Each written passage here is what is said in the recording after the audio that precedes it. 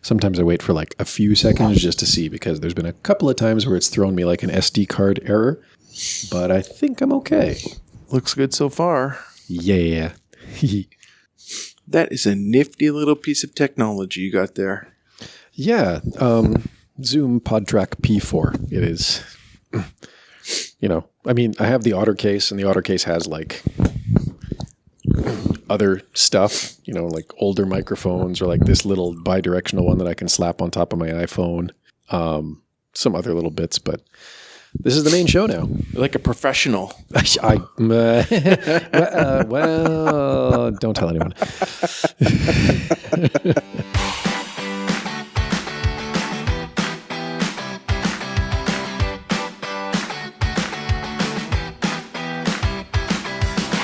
Well, welcome back to Scouting Stuff. You got two of us this evening, Scouter Ken, and across yon table here is my boss, Scouter Corey. Yeah. Now, you've been on the podcast before, although it has been a darn while. Oh, boy. I'm trying to remember what the last one I was on. I would honestly have to go back and look. Yeah, I think 2021, maybe? Maybe, at best. Yeah. It's been a while. It's been a Somewhere hot around minute. there. I've been trying to keep up with it, but it's been really hard to get all of them in. You should try producing it. Yeah, because now you don't just do the main show. You do the Scouter 5, the main show, and the occasional live show. Well, I haven't actually even touched Scouting 5 at all this year yet. Oh, I think man. the last one was December 20, or maybe I did one in like January, but I have barely done any of those because I just have not had time. And the live shows eat up a ton of effort. As I was saying to Colin last time we did this, it's just, oh my gosh. So much extra Video time. is so much more work. Oh, man.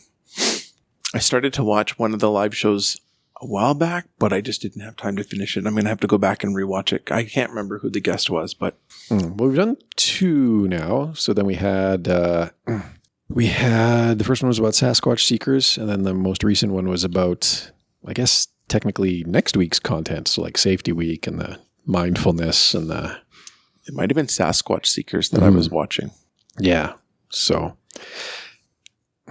the idea is we're kind of trying to, when possible, we're trying to time it so that, like we can get out, like we did the Sasquatch Seekers one just before the whole Sasquatch thing kicked off. Mm-hmm. We got the mindfulness one in kind of, a couple of weeks ahead of Safety Week so that it could be part of the material that was released for kind of just to prepare people for Safety Week. So it's nice because like Scouts Canada can use it as a vehicle to message upcoming important FYI type stuff. True. But then there's also room for it to like kind of evolve organically. So like we didn't really have anything lined up for May. And then I was actually approached by like a team that's been working on some stuff within the network, right? The Scouts Canada network thing they got going there. They wanted to talk about this one particular topic that, like they've kind of been a working group for. So it's like, okay, cool. Well, come on down. We'll set something up because I don't have anything on the calendar for May right now. So that'll be tomorrow. And then I will have a week of sitting in hotels to work on it. Hooray. Yes. So by the time all the viewers hear this, your live show will have already streamed. Well, this one's going out this week. Yeah. But it'll probably be... it'll probably be Friday. So like this one will go out after the live show. Probably. Yeah. Unless I'm like really on the ball with my editing. So maybe it'll be before the live show. If this comes out on Thursday, the live show's tonight. If this comes out on Friday, the live show was yesterday. And if you didn't watch it, shame on you. Go back and rewatch it. Mm-hmm. But there you go. Also join the network. There's probably some join links floating around on like Facebook, or you got one in your email. If you're a scouter, you got one in your email. Easily, yes. At least one, maybe two. Join the network. They really want people to join the network. Mm-hmm. Even if you're staff, they want people to join the network. Yes, absolutely. Well, no one hangs out on Teams, right? Like if I need to reach somebody at Scouts Canada, it's either Facebook or the network, right? I don't message people on Teams anymore. Yeah. Unless you're internal, I can message lots of people on Teams, which is nice, I mean, I'm on, like I have a scouts.ca account. Like I'm on I the didn't Teams. even know that. Yeah, I'm on Teams. Okay. For Scouts Canada. Because I was on like some of the Necker design committee and some other stuff. Oh, right. But like it's very quiet. I imagine that like the internal, like, the people whose actual like paying jobs is Scouts Canada probably use it about as much as like my paying job uses Teams, which is all the time and then some. Probably. But yeah, for sort of us who have accounts and can access it, but then like, we don't, unless there's like, the actual committee that I'm sitting on is actually like busy with stuff. But even then, like some of the committees have now moved over to the network. So It's true. It seems like they're moving a lot of stuff over to the network. Which works. I mean, I don't mind it. Like it's Facebook for businesses, which is, I guess, like there's something to be said for that. We're trying to, I know at work, like we've tried to sort of build a more social environment within Teams. Yeah. And it's had moderate success, but like Workplace is definitely better for that. Is it as good of a vehicle for like business stuff? Jury's out. But because, Teams is really great for business stuff because it's back-ended by SharePoint and, like you have the whole Office suite there and that's really, really solid. I don't think Workplace has that. But on the flip side, I don't, I need that for my day job. I don't necessarily need that for my scouting. Right. Not quite a job. Right. It just feels like a job. Volunteer role that is sometimes a job. Yes. Speaking of, you're making you're making a jump from, the volunteer side to the job side in a sense. I am. You're becoming your own boss, technically. Kind of. Kind of, not really. Like there is a line there where the council relationship manager will take over as the scouting relationship manager for the 59th Greenfield. He already does. Mm-hmm. He does the 59th Greenfield. And with the past scouting relationship manager having left, he does the majority of groups at this point. So, yeah. So just because inside jokes are, I am informed that it's rude to keep an inside joke when, you're discussing it publicly. Scouter Corey, joined our group when our respective kids were in Beavers. Yeah, you brought me in, I think, 2015. Sounds about right. Yeah. And, you've been with us ever since. And, that's obviously worked out well for the group because you stepped in as the group commissioner. I did. What was that, 23, 22? Last year. Last year. Yeah, I think last May, officially.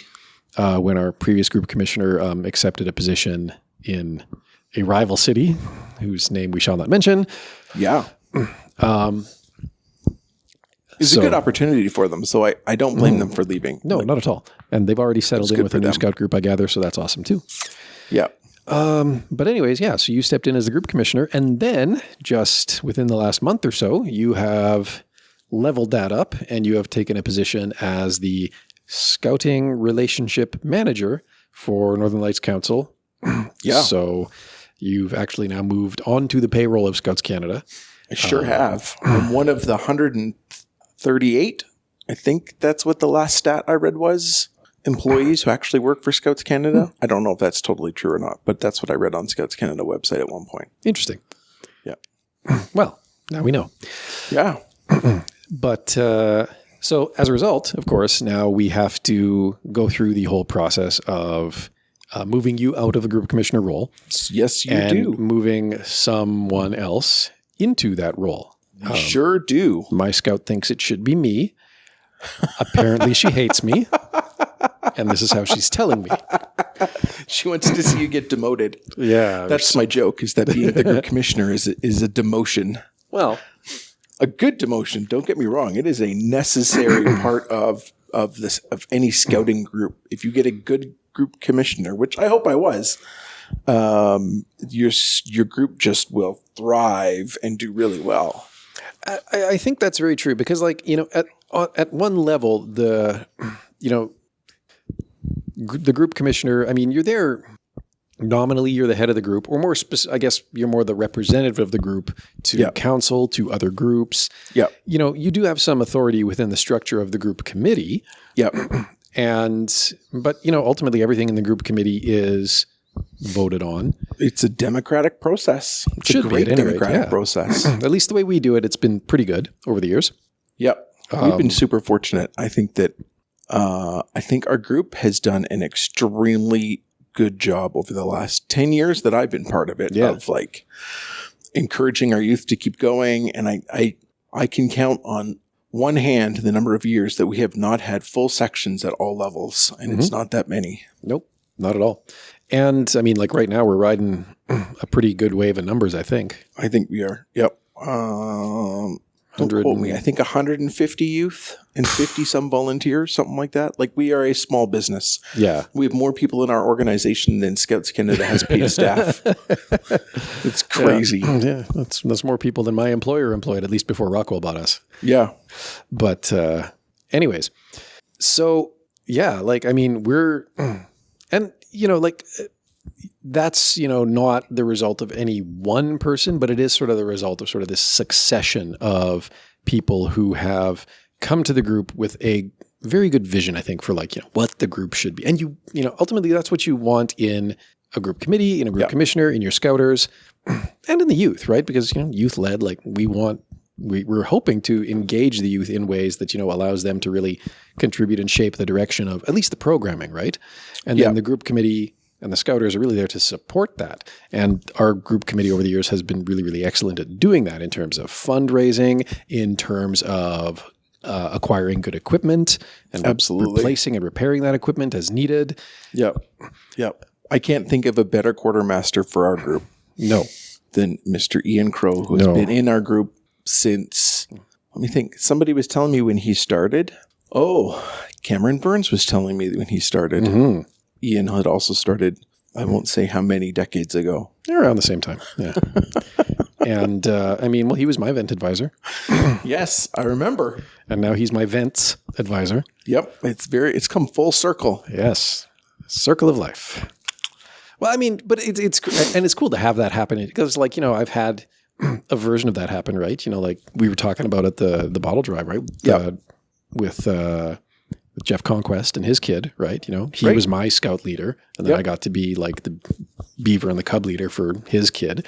And that's pretty awesome too, right? It's not quite the same thing as, you know, staying with the organization long enough that, like, not only have you, you know, the kids that, you know, you were once a leader for have now had kids, and you know, now you're leading their kids, right? Like, it's a little different. That's right. That's right. We're not there yet. Yeah. It's like how, you know, priests are like, you know, performing marriages for the children of people that they perform marriages for. Similar idea there, I guess. Oh, man. Yeah. Quite the tenure. And I mean, he's been a very positive factor in the group. And again, you're right, just excellent in the quartermaster role, but also in, like, you know, the vent advisor role, he's him and Brian as well. Like they're the consummate vent advisors because they are just the most laid back, hands-off guys. Totally. Who will be the absolute first in line to celebrate the youth when they have any initiative whatsoever, you know? Yep. I mean, I think the current crop events kind of caught them by surprise with just how keen they were. But I mean, we sent them 7 youth, 6 of whom had known each other since at least Cubs, most of whom were ex-Beavers. Yep. 2 of them are now scouters. Yeah. A third's contemplating. A third one is contemplating. And I heard a 4th one contemplating as well. Jeez. And, you know. And one of those vents is our council youth commissioner. Also, yeah. Your boss. Yep. She is. It's hilarious. Yeah. And then Brad used to be a youth in our group. So yep. I've joked for a long time that the 59th is going to take over Northern Lights Council. And we are 3/4 of the way there. I am the council. You don't have enough wrinkles on your face to be saying that, though. Nope, not yet. So yeah, because though you are taking on this new role, we do have to transition you out of the group commissioner role. And sadly, yes. Yes. And that is actually what I wanted to discuss today is the whole concept. And I know this is something Colin and I did a previous episode on, but it's good to do refreshers on it because that was a few years ago. Oh, yeah. And, you know, sometimes new thinking comes along and you're kind of in a really invaluable spot because in the span of a year, you have transitioned into, and then you are transitioning out of this role. So it's very fresh for you, I think. Very fresh. And whereas Colin, who did have the opportunity to do that at one point, probably doesn't remember as much about it. Well, but I mean, also, I think we were kind of given the 30,000 foot view at the time, right? It was just we didn't have, because like, I don't think it was around the time that we were making any major shakeups in the group structure. I'd have to go back and listen, but I don't think we were doing any big shakeups in the group, which would have been like a framing context. I think it was just something that had, like, come up in some discussions online, or maybe I'd seen it, on another scouting news feed or something. And I was like, well, that'd be a good topic to talk about. And what are some strategies for that? It's true. And so, yeah, I mean, actually, there is one thing I want to quickly look up, but while I do that. So, I mean, I guess, maybe what was your perspective, I guess, on, the process of getting you onboarded? Right. Like, what were some of the key, and I mean, just feel free to kind of like, spitball or talk off the cuff. Right. But like, what are, from your perspective as, someone who was coming from being a scouter, so not, any prior committee role holder, now coming into the group committee in the commissioner role. Although, I mean, realistically, the experience would map to any role, right? You're coming in from purely outsider to the committee infrastructure, coming into the committee, how did the group really facilitate that for you and set you up to succeed? Yeah, I think my predecessor, who had held the position twice, Glenn was the guy who interviewed me when you brought me in, and interviewed quite a number. Well, I think there's only 2 of us left now from that year. And they're both in the same building tonight, which is kind of nice, Jim and I. Yeah. So when it had been a conversation for a couple of months prior to them making the very sudden decision to leave, and it was a succession plan. Like, every good leader should have a succession plan, because hopefully they're going to move on to something else higher in the organization, or if they are of a certain age, they're going to retire and they need someone else who can do that job. So always having somebody in the back of your mind, or multiple people in the back of your mind, to take over for you is good. And that's good at every single level in the organization, right? All the way from the group commission right down to beaver leaders. Not that they are lower than anybody, but like, everybody should have somebody else that's going to take over for them at some point. And so Glenn and I had lots of conversations about, what does this look like and what's going to happen? And then when they were going to move to Calgary, things moved very quickly. I had an interview very quickly. He ended up moving. After the interview, they gave me the position. He and I shared the role for probably about a month, and he shared with me as much as he could. And then there was a lot of online training that I had to do. But I kind of felt I already knew a good deal of it. And I think it's because Glenn was so transparent about what the position was. I don't know if everybody saw that, but I definitely saw him showing like what the group commissioner role really is. And it's mostly a facilitator and a relationship builder, right? And yeah, if something happens, you're the guy who's responsible for what's going on in the group and reporting it to Northern Lights Council or to the National Key 3 if somebody calls you. And you're also the guy responsible for doing all of the scouter interviews and for following up on some of the training and for filtering stuff down and delegating tasks and stuff like that. So like, it's a volunteer management role. Yeah. That is in September and January, a full-time job, but only those 2 months. Everything else, I get to go out and see all of the different groups, although I shamefully have not spent that much time with the Venturers, which is sad. I kind of wish that I had spent more time with the Venturers. We'll see. But yeah, having gotten into the role, I kind of had some things that I wanted to try to achieve over 3 years. Because in Northern Lights Council, we're very passionate about trying to make sure 3 years, you get in, you get out. If you haven't done what you need to do in 3 years, too bad. Yeah.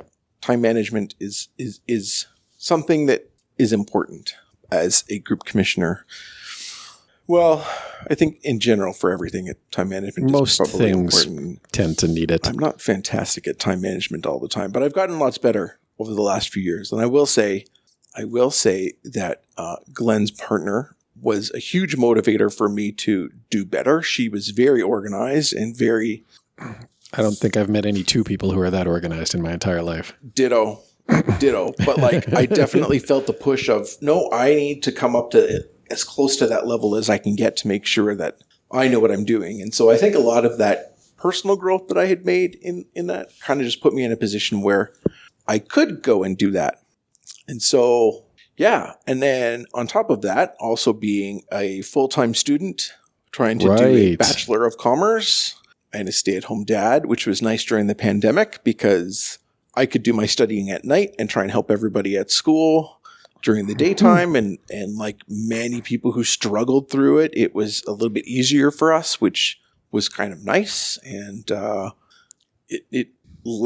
it's really funny how things just work out over time because you don't often think about how things are going to work out. And you're often wondering, like, am I doing the right thing? Like, am I doing what I'm supposed to be doing? And seeing it now, mind you, I'm only a week into this position, but seeing it now, like this all kind of led to a point where I could do the thing that I love the most, which is scouting.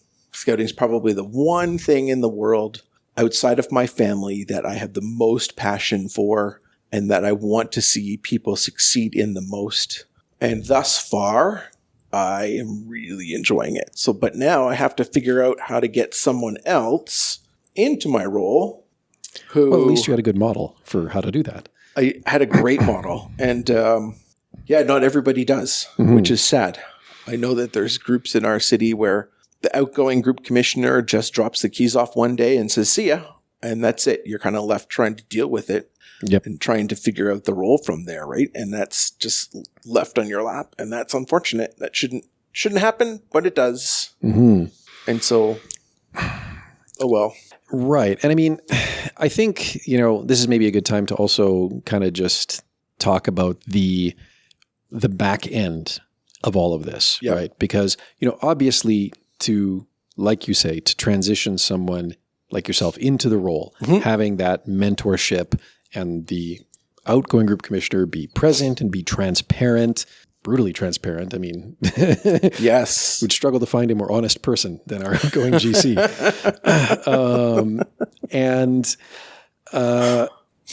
So having someone who can like just walk with you as they walk out of the role and you walk into it, that's so valuable.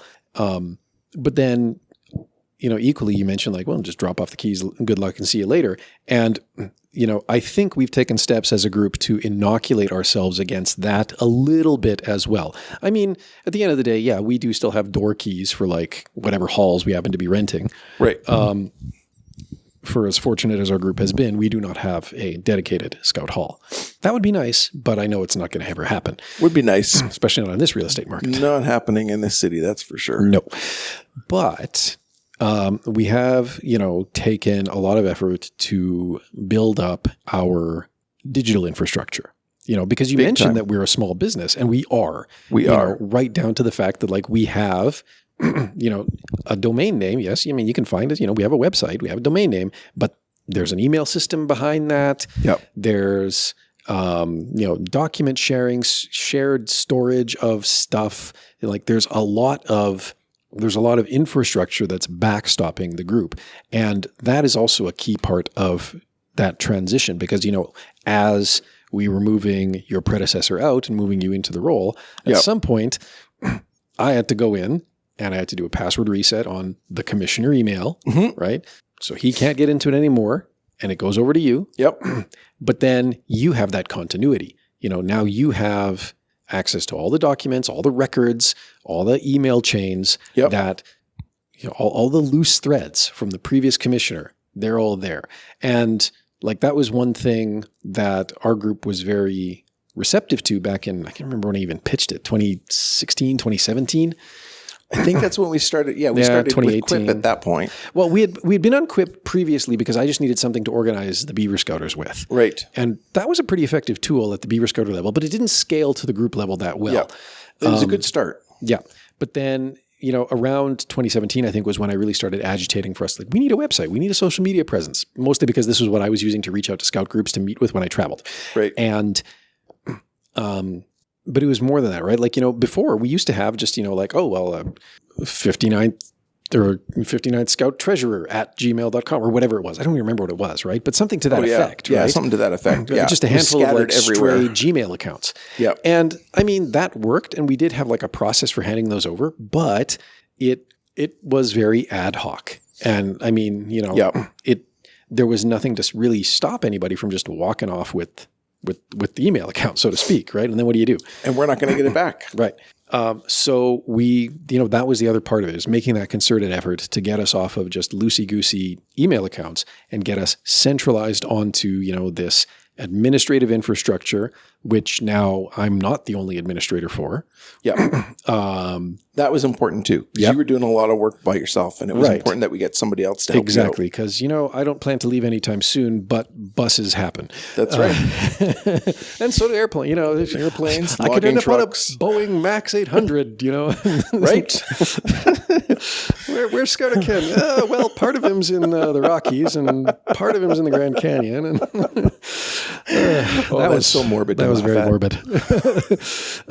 But, stuff happens, right? Life happens. Stuff happens. Yeah, absolutely. And so you need to make sure that you're inoculated against that as well. That has to be part of your transition plan, is that, and I mean, like, we're doing that right now too. There was that document that got sent out just recently, right? Is like, okay, who are you? Who's your like number one replacement? And where else are you filling? Where else can you fill in as a need be, right? Yep.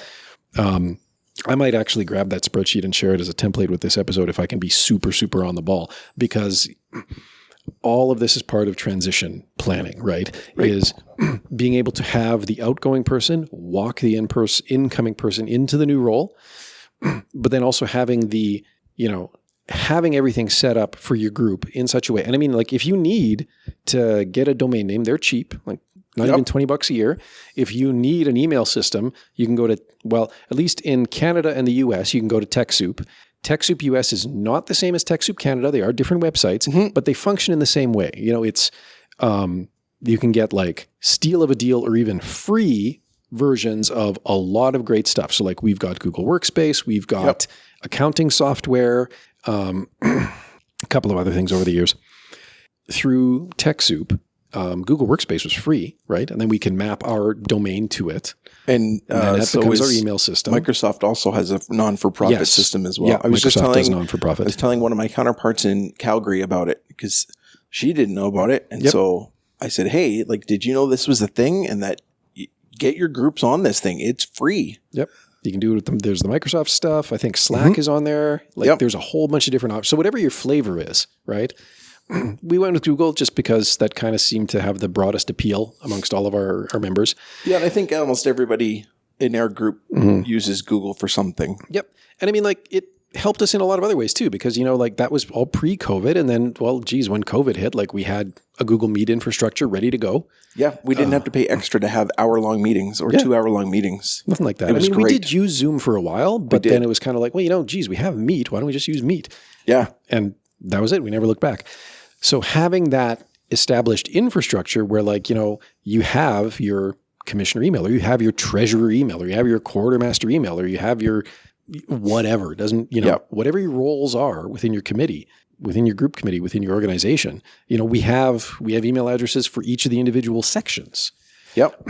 And as we hand those things over, right? Because it does, it isn't just your group committee. Like you said earlier, it is the scouters too. The individual scouters, right? Yep. And you might have different contact scouters year over year over year for your different sections, right? Someone's like, well, my kid's moving up to Cubs, so someone else is coming in to take over for the Beavers. We have an email address. They need to know what you've done in the past, right? Exactly. So by saving everything to Google Drive, you can go and look it up. And then even things as little as like last year when we did our fall bottle drive, I started documenting everything we did from step 1 to step whatever the last one was. So that if anything ever happened and you don't know how to run a bottle drive, here's a document that tells you exactly what you got to do to run a bottle drive with the 59th. Yep. And it's probably transferable to lots of other places too. Probably. I mean, at some point we should probably actually look at, exporting some of that knowledge in sort of a more generic sense, right? I think so. There's so many things at Scouts Canada that we do that isn't documented that should be documented. Yes. That's one advantage that like Scouts BSA has over Scouts BSA documents everything. Like you need to find something about theirs. You just go to their website, you search, and sometimes it's a bit of you have to plumb the depths of the results. But the point is what you're looking for is there. Yeah. It's just how many pages into the search results it is, but it's there. They document everything. We need an official wiki. Well, yeah. The unofficial one, anyways, gets some things right, but it's a resource. Yeah. But in the interim, we probably could do more work to actually publicize some of the things that we have done. Because you know what? We have, again, positioned ourselves for a lot of successes. And there is probably a lot of knowledge there that could be exported if we just kind of sanitized it, genericized it a bit, right? Big time. But the medication form, do you remember that medication form I had started sending out to people that came from Jen?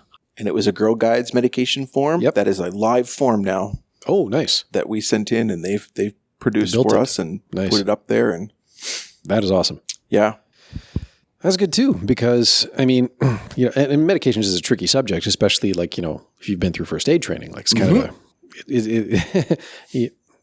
the youth are really supposed to self-administer it, but we are supposed to know that they have it. Yep. Yep. That's important. Right. So, being able to track all of that, definitely very important. So yeah, I mean, the ability to move people out of a role, move someone new into that role. And I mean, even in the case of where, someone just throws the keys on the table, says, see ya, and goes, right? The way our infrastructure is set up and the way really, and this gets back to, like you said, we're a small business and really any scout group is or should organize itself a bit like a small business because, I mean, that's just, in my line of work especially, right? I work in cybersecurity, right? So there's actually one of the most important policies, right?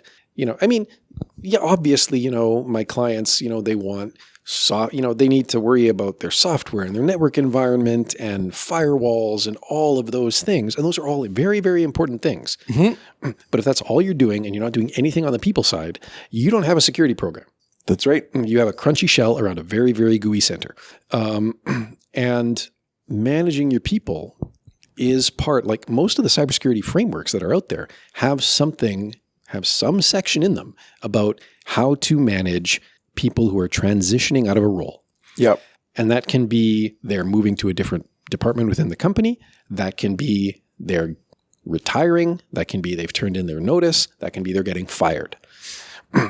Yep. And I mean, each of these things is, the exact approach you take is different, right? If someone's moving from, accounting to human resources, well, then I probably want to, make sure that their user login can't access the accounting server anymore. Yep. And access the HR server instead, right? They need to not have access to the accounting software, but they do need access to the people management software. They sure do. Yep. If someone's retiring, eventually I do want to turn their accounts off, but I can be pretty graceful about it because obviously, they're most likely parting on amicable terms with the company. And there's going to be a wind down period where they transition out of that role. And, we figure out what we're going to do with that role. And, especially in process control, sometimes, especially in, older facilities that have been running since before a lot of these standards came into force, right? Well, sometimes the software got installed by this guy and it's running under his user account. So if I just turn it off tomorrow because he announces his retirement, I'm going to cause other problems. Right. There are knock-on effects of doing that. So when someone's retiring, eventually, we are going to disable that account. But we have there's time. We can be graceful about it. If someone turns in their notice, that gives us, we can still be graceful about it, unless we have a corporate policy where like, well, okay, if you're turning in your notice, then like automatically we show you the door that day. And then we just kind of pay you out the 2 weeks as de facto vacation. Some places do that. And it happens. Yeah, some places do that. Other places, they let you work out the 2 weeks, right? And again, but it's still a transition process, right? Yep. If someone's getting fired, then as they are being told they're getting fired, someone in IT is already turning off their accounts. Yeah. Ideally. Right. So the point is, that's how businesses do it. And I mean, we don't have to be quite that on the ball, but we do have to be able to, if someone just comes in and throws the keys on the table, well, okay, cool. I guess this email address and the account with like all the documents you had, someone has to be able to go in and like, oh, so-and-so just quit. Fine, I'll change the password. Yep. And away you go. The one caveat about Google and the way Google does this infrastructure is that Google makes it really, really hard to not accidentally activate MFA. Haha. So there have been a couple of times where I've had to like chase people down and be like, okay, look, I know you are not the treasurer anymore. I know you're not the registrar anymore, but in about 10 minutes, you're going to get a text message with a code and I need the numbers. Right. Because we got to get into that. Because you somehow turned on MFA on this account and I need to turn it off. Turn it off so that somebody else can use it. Yeah.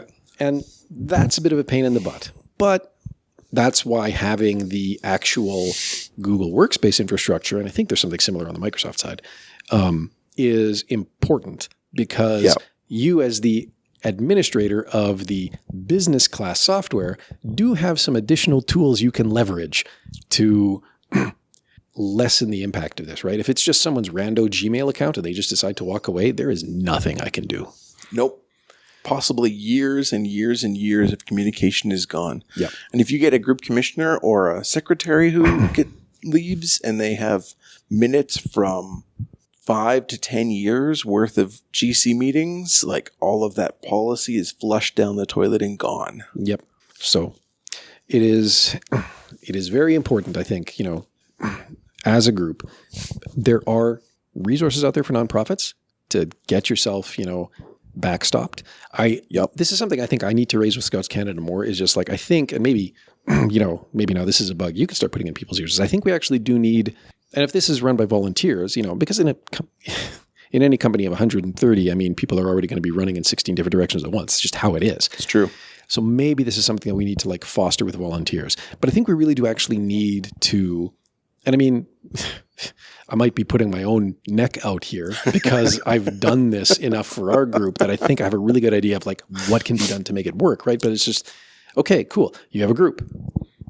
Do you need to have this backing infrastructure to make sure that, like to serve as the backstop for your transition plan? Right. Okay, cool. Like here's how you get a domain. Here's how you get a website. Here's how you go to TechSoup and get Google Workspace. Here's how you set that all up, right? Like we kind of need a rapid response team almost that can just go into a group and get them set up on that in a short amount of time so that if they don't already have that, they can start doing that. And then they have something that they can hand over to the next people and the next people and the next people. I know that we have a group that is looking to start close to Grand Prairie. So something like this would be great for any new group that's starting, right? Like here's how you get a website. Here's how you get email. Here's how you, so that you're not using your personal email. The number of people in our council that probably use personal email for stuff is astronomically high and maybe too high because now, there's a lot of security stuff there, right? Like not just the cyber stuff that you're worried about, but also the potential for harassment and other stuff, right? Like, Well, I mean, like, this, well, the harassment side of it, or even just the I have two little anecdotes. I mean, one goes back years and years and years to the days of MSN Messenger. Those halcyon days. Social media never got better than that. MSN Messenger. Right? Hurrah. But I had a buddy who was a teacher, and I don't really call him a buddy, romantic rival. But he had brought his laptop in to do a presentation for the class. It was like grade 8 students or whatever. And, he set it up, projector, everything, booted up the laptop. And he didn't even think about the fact that MSN Messenger auto-launch with Windows. So, right. Of course, MSN Messenger pops up. Well, what do you see? You see the login. You don't see his password, right? But you still see like the login form briefly. Yep. So his email address flashes up there for a few seconds. He got home to just inundated with friend requests. Just hundreds from throughout the school. And I mean, I think he had to cancel that account and like move to a new one because like totally inappropriate, right? For a teacher to even friend one student. But, you know, and I mean, he was smart enough to know that and to make that move, but like still, whoops, right? Could you imagine nowadays somebody would put it on TikTok and or Instagram and or Snapchat and or something else, right? And like, or it's like letting your TikTok handle accidentally slip right in front of your class. Like, oh my gosh, what have I done now? But then, what was the other one? More recently, there was something else that, I don't remember the other one. But, you know, like just, yeah, like just not, oh, right. And this was at church actually, because they do they have like PowerPoint slides for like, you know, announcements and lyrics to the hymns and whatever else, right? Well, they couldn't find the right presentation for the day. So the lady who was like handling the music that day, that's also where the PowerPoints run out of in that part of our church. And so she's like pulling up, she's trying to find the PowerPoint. She can't find it. So she like fires up her email and okay, there, it's like someone sent it to me, right?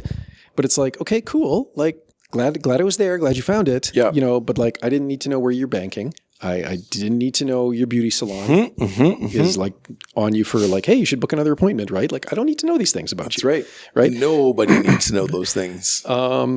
So yeah, like that's the other exactly, you know, that like it is a really good idea to have, you know, not your personal email account. Don't use that for work and don't use that for scouting, especially if you're in some sort of administrative role within the group, right? Whether you're the contact scouter, whether you're the group commissioner, the registrar, I don't care. Like if you're any kind of point of contact for your group, don't use your personal email. Please don't use your personal email.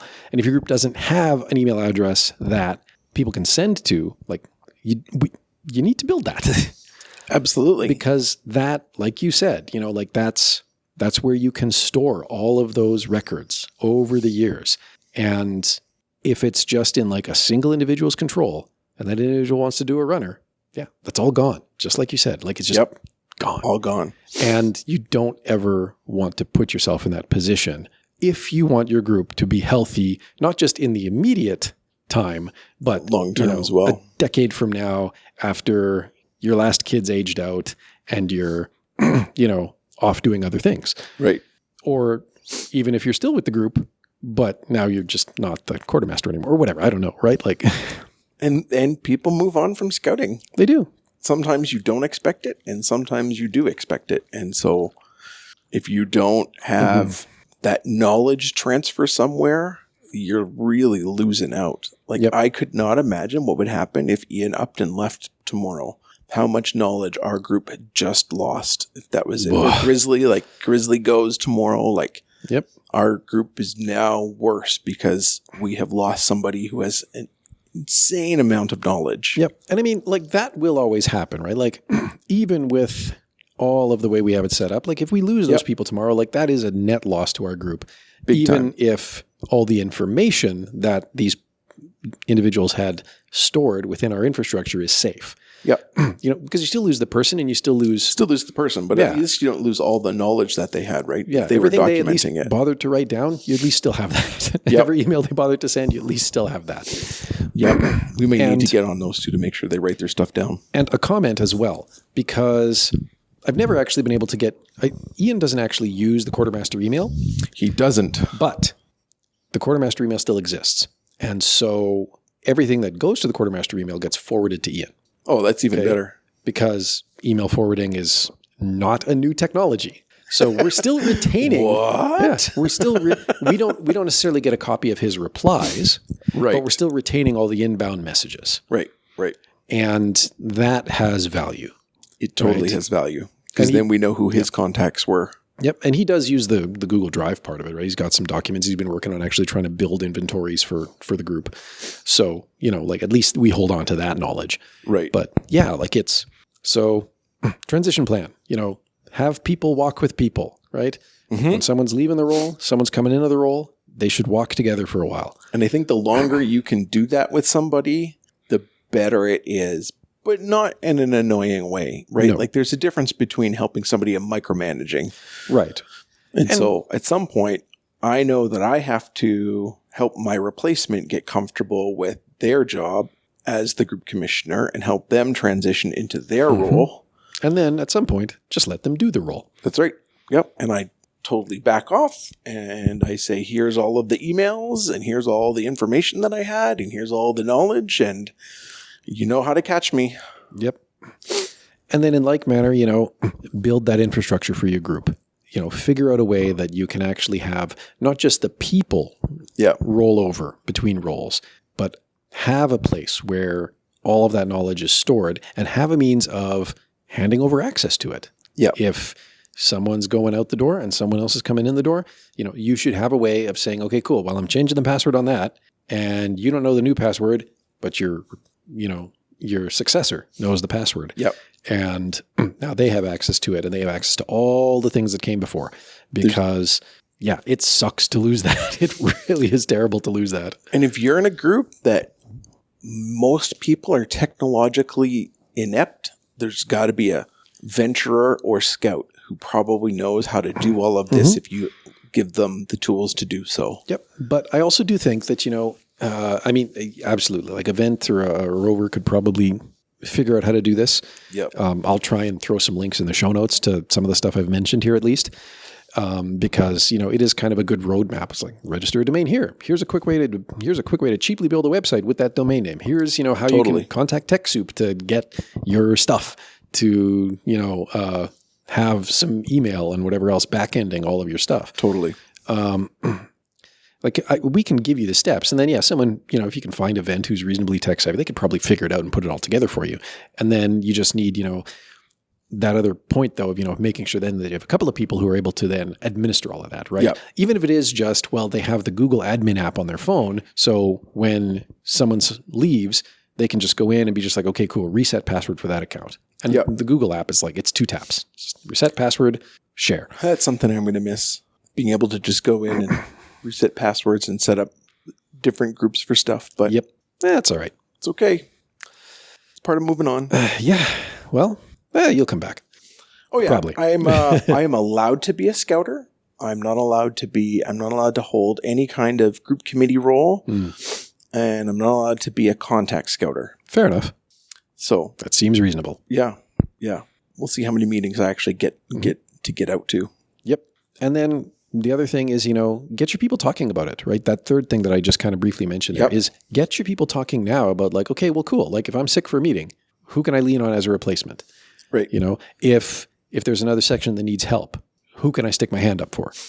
Get your people having those conversations as well, because even if that's more short-term thinking, right? Week to week stuff, that can be the gateway to having that longer-term thinking. It's like, okay, well, geez, if you leave, then what do the rest of us do? Right. Yep. And the WhatsApp community that we have set up, game changer. Yes, that's also been pretty good. And I didn't mention that, but it is worth mentioning, I guess now, like we held a bit of a poll internally within the group. It's like, okay, well, what communication platform should we use? Because if there's one place where Google Workspace is a bit weak, it's on like the messaging front, right? The email's great. The administrative stuff is great. You got Google Drive there and Google Docs, and that's really good. But like Google Chat is kind of weak for I liked internal. Quip for that. Quip was awesome. But it's been WhatsApp hard to find works, something since then. Yeah, WhatsApp works similar to Quip, except that you don't have the attached document. Right? Like the real powerhouse of Quip was the fact that you could have this real-time chat plus notes or plus spreadsheet. Right. Yep. And like, I mean, we planned whole camps that way in like a day, right? Like totally awesome. did. Those were the days. Yeah. But I mean, again, scalability was the issue there. So yeah, like initially we had kind of just some disparate WhatsApp groups. You know, so like, there was a Beaver Scouters WhatsApp group, and then there was probably some Cub Scouters WhatsApp groups and whatever else. And then, you know, me being the tech nerd that I am, I'm just like, we should like build WhatsApp has communities, right? So like we can kind of build a community that all these groups can live under. And that again gives us a little bit more administrative control, right? Kind of builds in that succession capability, right? In case, you know, someone leaves and checks out of the group. Well, okay, cool. Like we still have the group. We can still administrate it. Yep. And scouters only get to see the groups that they belong to, and they don't get 17,000 bings every day. Yeah, they can join other groups within the community, right? Like they're all there to join, and sometimes we need to approve who joins them or not. But the point is, like It's very a la carte. You pick which parts of the community you want to get messages from. The rest you just kind of sidebar and leave it alone. There's a few people who can administer the community and the groups underneath it. And you have that WhatsApp IM, which is, I mean, that's a force multiplier. I hate relying on email at the best of times. Yep. If I can settle it with messaging of some kind, whether that's Teams or Slack or WhatsApp, I will 10 times out of 9 go for that. Yep. I realized the other day after I posted something in our community that not everybody is on WhatsApp. So then I was like, oh, I have to send this out in an email. Mm-hmm. That was almost more annoying. It is. You know, it's like, yes, I could give you music on a CD. Right. You know, because that's, you know, that's about the time gap we're talking about here. It's true. It's actually even worse. But, you know, it's like, I could give you a CD full of music, but I could also just, you know, Apple Music, playlist, share. Right. You know, It's instantaneous. Right. And, you know, instant messaging, I mean, you know, I'm obviously, you know, part of scouting is we kind of want to break people away from their devices a little bit. But again, coming back to, you know, administering the group, right? And managing it as, you know, not just a disparate collection of individuals, but as an actual, like, you know, this is an organization. This is almost a business. Yeah. You do actually need to be able to have that communication. And it's so much better to have it in like near real time versus, you know, email has almost become like sending letters, right? Not that there wasn't value in sending letters, and I still enjoy doing it occasionally, but, you know, if I, you know, need to like figure out darn near anything these days, it just works so much better to quickly put it out there to the room of like, say, the Beaver Scouters. Yeah. And, you know, it's like, okay, well, the particular, which gets back to like what was so great about Quip, right? It's like, okay, well, so here's what we're doing tonight. And like, you know, it's also really great for people at the last minute. Oh, shoot, like I'm sick now. I can't make it. Like, can someone else fill in for me, right? Yeah. It gives you all of that as well. Yeah. But then also, you know, you can hash out the particulars, right? Like here's the, you know, we send out the meeting notices on Scouts Tracker and all of that, all those details go out and people respond. Yeah, we're going to be there. No, we're not going to be there. But then the minutia is so much easier to hash out in chat. So much easier. So much easier. Yeah. And, you know, like by the time half of us are getting into our cars to come to the meeting, like, you know, we already know it's like, oh, do I have to leave like 10 minutes earlier to stop at the store to grab a thing? Cool, done. Yeah. Not a problem. Yeah, it's true. Right. Or even today, one of the scouters was using it to give traffic information. Yes. That was important, right? Like certain parts of the city, if you know another scouter is coming from another part of the city and you saw an accident on their route, hey, don't take that route. Was that on the White Mud? I think it was the White Mud. I'm trying to remember what she said. I was just laughing because, like when I left home, Terwilliger Drive, I think. Okay. Probably there. Okay. Because like I noticed when I left home, like I know the route like the back of my hand. I don't need Apple Maps to tell me where to go. Yeah. But I use it anyways because I know how far I'm coming. Yes. And I know that the Henday on the west side of the city can get gnarly at the time of day that I'm driving. Big time. So I'll throw Apple Maps on anyways because I use Apple because I prefer not to use Google too much. The information vacuum that it is. Mm-hmm. But they're both pretty good. They're within a minute of each other for most like timing estimates and whatever else. So they're both pretty good. But the point is, you know, I'm like, okay, cool. Heading to the community league. Let's go. Yeah. And then, but I look and Apple Maps is like, okay, well, your fastest route is to go this way, skipping the White Mud, coming further south around the city and then coming north. Yeah. I'm like, that's weird. Second fastest route, going around the Henday the other way, coming up Calgary Trail and over. I was like, okay, so the fastest route is 32 minutes. That's not bad. That's about what I would usually expect. Yep. Next fastest route is 44 minutes, and it's really trying to not get me to go down the White Mud, which it knows I always go down. Something's happened. Yeah. Yep. You know, it knows something's going on. So that's useful too, right? And then I see the WhatsApp messages like, I get it.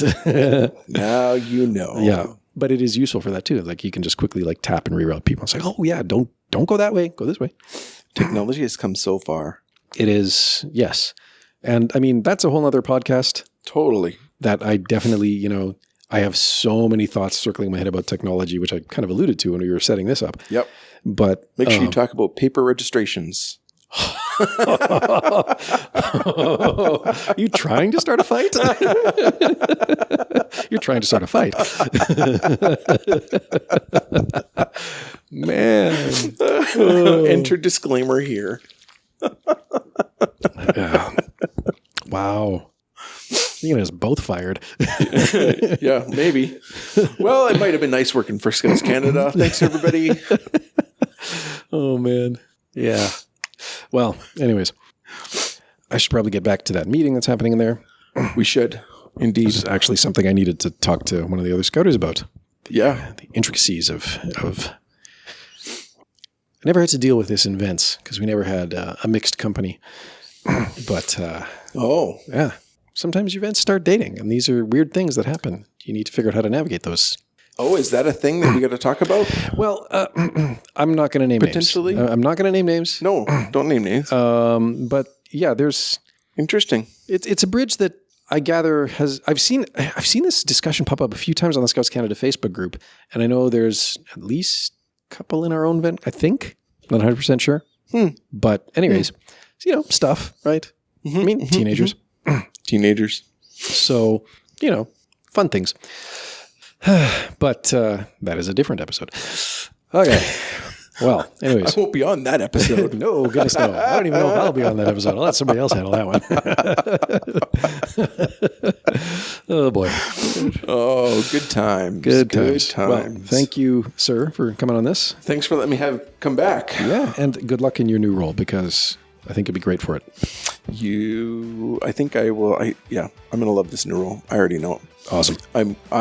I was tasked with taking over our Facebook page and taking over our network page. Ooh. So you'll see a lot more posts under the Northern Lights Council page for me. There you go. And the Northern Lights Council Facebook page for me. Sweet and our deal. youth commissioner does the other stuff. Yeah, well, she's good for that. She's good for that. Yep. Awesome. And thank you out there for listening. And until next time, be prepared.